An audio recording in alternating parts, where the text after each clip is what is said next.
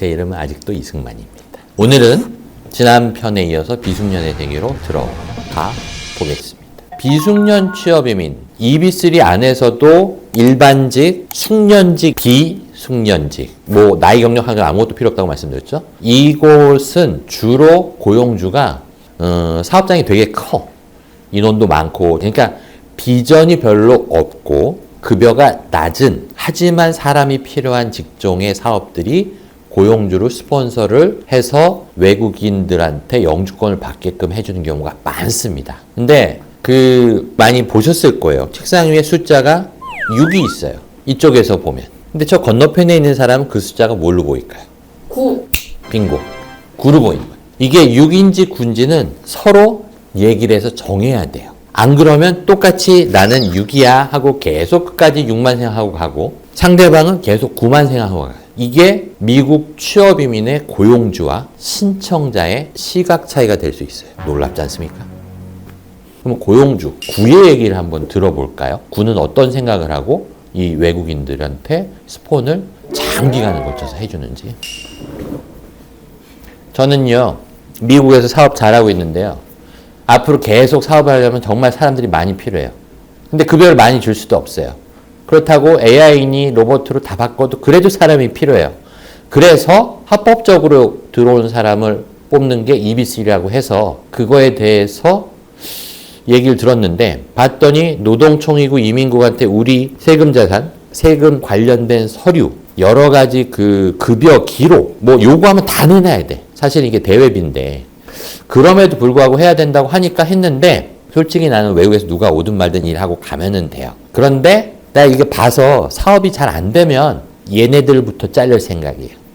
그리고 내가 지금 사람이 필요한데 5년 뒤, 10년 뒤에 이 사람들 계속 내가 이 사업을 그때까지 할지 안 할지도 모르는데, 솔직히 외국인들이니까 난 별로 신경 안 써요. 그런데 이렇게 하면 이민수속이 빠르면 금방 온대요. 변호사들이 와서 그러더라고요. 그래서 하기로 했어요. 단 내 돈 주고 비싼 용역을 막 데려오는 것, 이런 것도 쉽지 않은데 비숙련 내 돈 주고 할 건 아닌 것 같아요. 그냥 합법적으로만 하면 난 오케이예요. 저는 신청자인데요. 저는 수속기간이 오래 걸려서 뭐 5년 뒤, 6년 뒤, 7년 뒤가 되든 3년 뒤가 되든 인터뷰 때 꼭 필요한 게 하나 있어요. 고용주가 적어준 지금도 너를 고용하겠다는 레터를 받아야 돼요. 그래서 처음에 이거를 하려고 이민수속을 가야지, 미국을 가야지, 자격이 되는 게 돈도 없고 뭐 전문가 영역도 아니고, 그래서 비숙련 선택을 하는데 다들 다 안전하대. 그냥 모든 고용주가 다 스폰을 해준대. 다 안전하다고 하니까 뭘 골라야 될지 몰라서 그냥 많이 하는 곳에 가서 했어요. 싸게 해주는 데 가서 했어요. 그런데 제가 벌써 5년이 지났거든요. 그 회사가 없어졌대요. 그래서 이 EB3를 시작을 할 때는 고용주의 회사가 사업적인 걸로 개런티는 못 해줘도 의지를 갖고 끝까지 스폰한 사람들에 대해서 책임을 지고 영주권 발급할 때까지 같이 할 것이라는 것을, 이게 무슨 서류상으로 이렇게 낼 수가 없거든요. 하지만 적어도 그런 거를 최고 책임자, 그냥 인사과 과장, 이사끼리 다 해가지고 이렇게 뽑는다고 했다, 이 사람들 쫙 그만두면 위에서 몰라. 그러면 이민국에서 서류 내라 그래도 난 그런 거 약속한 거 없고 협조 못해요, 이러면은 진행이 안 되거든요. 이런 스토리가 굉장히 많습니다.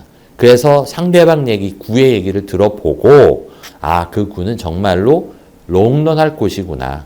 적어도 회사가 뭐 문을 닫는다, 매각한다, 또는 그 사람을 줄인다, 이런 사업적인 리스크가 뭐가 생기더라도 적어도 본인이 스폰을 해온 이런 사람들에 대한 그 마무리나 책임은 계속 지겠구나 하는 프로그램들을 모아서 나름대로 그렇게 하는 곳에서, 대양에서 결정을 하셔야 돼요. 어디요?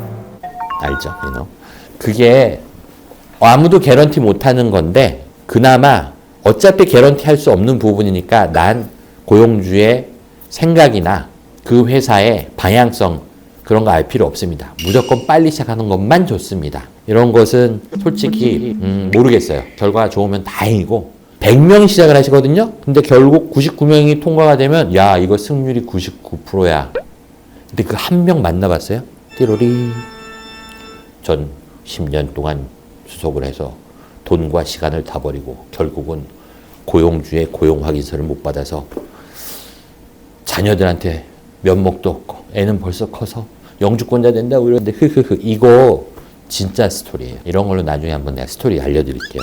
남 얘기하는 게 제일 재밌잖아. 그런데 저희는 이게 남 얘기가 아니에요. 제가 몇 년 동안 지켜본 우리 고객들의 서류, 여권, 성장을 다 봐요. 막 커. 시간이 가니까. 사진을 계속 보면 여권도 바뀌고. 그래서 이 비숙련 하는데 제일 중요한 것 중에 하나. 비숙련의 스토리. 첫 번째, 6과 9의 양쪽 스토리를 파악을 하고 그 다음에 시작입니다. 오늘은 여기까지 할까요? 안녕.